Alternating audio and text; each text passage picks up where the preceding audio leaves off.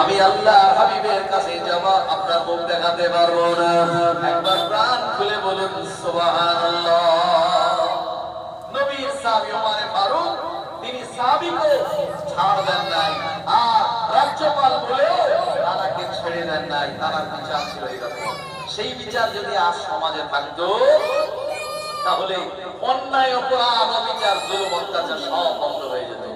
ওমর ফারুক রাদিয়াল্লাহু আনহু জামানায় যদি কেউ জেনা করত, ও আমার ভাইজানেরা, এমন করে শরীয়তের নিয়ম হলো, বিবাহিত কোন পুরুষ যদি জেনা করে, কোমর পর্যন্ত মাটির তলায় পুঁতে দিয়ে তাকে পাথর মেরে হত্যা করে। এটাই শরীয়তের নিয়ম। জোরে বলুন সুবহানাল্লাহ। এই আইন যেখানে কার্যকর আছে, ওই জায়গায় মহিলারা এরা নিরাপদে রাতের বেলা পার হয়। ওখানে কোনো জেনা, ব্যভিচার, রেপ করা হয় না। কথা ঠিক না? আর এদিকে ব্যারাকপুরের এক মূর্খ, গন্ড মূর্খ, সে বলছে মুসলমানদের ধর্মের আল্লাহ নাকি এইরকম জেনা করলে এগুলো ছাড় দেওয়া আছে। জোরে বলে নাউজুবিল্লাহ। ব্যারাকপুরের গন্ড মূর্খ, তাকে আমি বলতে চাই যে আমাদের শরীয়তে, ইসলামে আছে, যদি কোনো পুরুষ কোনো মহিলার সঙ্গে জেনা করে, তাকে কোমর পর্যন্ত মাটিতে পুঁতে দিয়ে পাথর মেরে হত্যা করা। তুমি বেটা জানো না ইসলাম সম্পর্কে এমন খারাপ মন্তব্য তুমি করেছো। তাই এটির মাধ্যমে আমি তোমাকে বলতে চাই, এই ধারণাটা ভুল ধারণা। এটা একটা বিষ ইসলাম সম্পর্কে তুমি ছড়াচ্ছ, যেটা কোনোদিন এই ভারতবর্ষের মানুষ ভালোভাবে মেনে নেবে না। কথা ঠিক কিনা?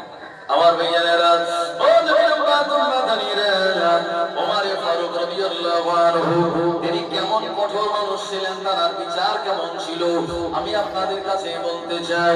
ও আমার ভাইয়েরা, একজন লোক আপনার মরুভূমির উপর দিয়ে যাচ্ছিল, ঘোড়ার উপরে সওয়ার হয়ে মরুভূমির উপর দিয়ে যাওয়ার সময় আমার ভাইয়েরা, তার শরীরটা ক্লান্ত হয়ে গেল।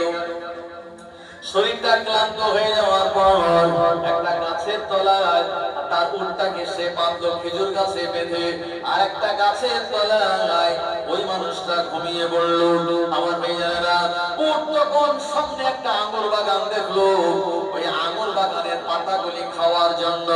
আমার মেয়েরা, এই উটটা তখন সে চলে গেল আপনার দড়ি কেটে নিয়ে, আর আঙুর বাগানে গিয়ে আপনার ঘাস পাতা, আপনার ওই গাছপালা গুলি খেয়ে নিল।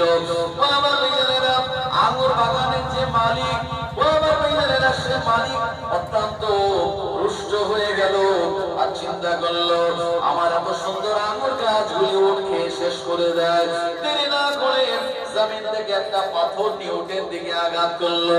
উটের মাথায় পাথরটা লেগে যাওয়ার সঙ্গে সঙ্গে ওই উটটা ছটফট করে মারা গেল। চিৎকার দিয়ে উটের আওয়াজ শুনে উটের মালিকের ঘুমখানা ভেঙে গেল।